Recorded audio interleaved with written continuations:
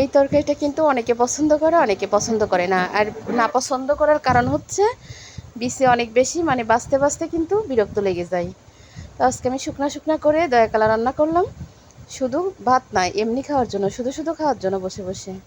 আর এখানে হচ্ছে সেই পাঙ্গাস মাছের মাথা ছিল, কাটা ছিল, আর 2 পিস মাছ দিয়ে, মাথা যেহেতু অনেক বড় ছিল মাঝখান থেকে কেটে দিলাম।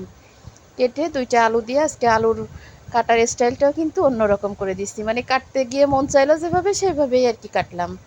তো সুন্দর করে মশলা কষাই দিয়ে মাছগুলো উপর দিয়ে দিলাম, দিয়ে সব কিছু দিয়ে একসাথে নাড়াচাড়া আজকে মাছ কষাই উঠায় রাখবো না, যেহেতু আলু মাত্র ছোটো ছোটো 2টা দিছি, আর হচ্ছে মাছ আর মাথা যেহেতু জাল লাগবে অনেক বেশি, এই জন্য আর করব না, মাছ উঠায় রাখবো না, পুরা মাছ সহ জাল হয়ে আরও পানি দেব, দিয়ে জাল হয়ে একদম গামাখা গামাখা ঝোল থাকবে, তখন নামায় জিরের গুঁড়ো দিয়ে দেব।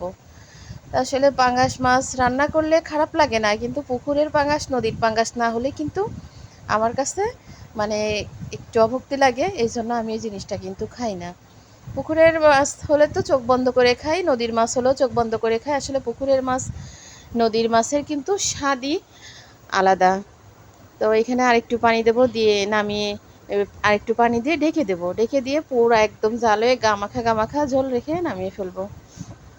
এখানে হচ্ছে গরম মশলা, জিরা টিরা দিয়ে সব কিছু দেখ যে একটা মিক্সড গুঁড়া থাকে, সেই গুঁড়া করাটা তাই আর কি দিয়ে দিচ্ছি, যে সুন্দর একটা গোশের গোশের ঘ্রাণ বের হবে এই জন্য। পুরা গন্ধ বেরোচ্ছে কিসির তাই? ওই আগুন জ্বলতেছে ওই তাই। এদের শহরে বাদ দিয়ে আসি।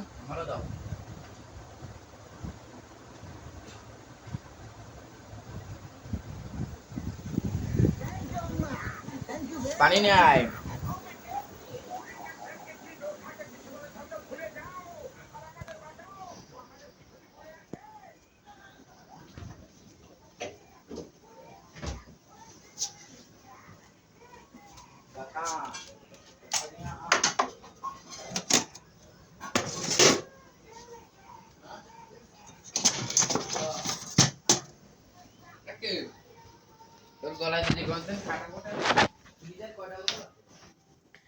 ফ্রিজে জুসির বোতল আছে একটা, পানির বোতল আছে একটা।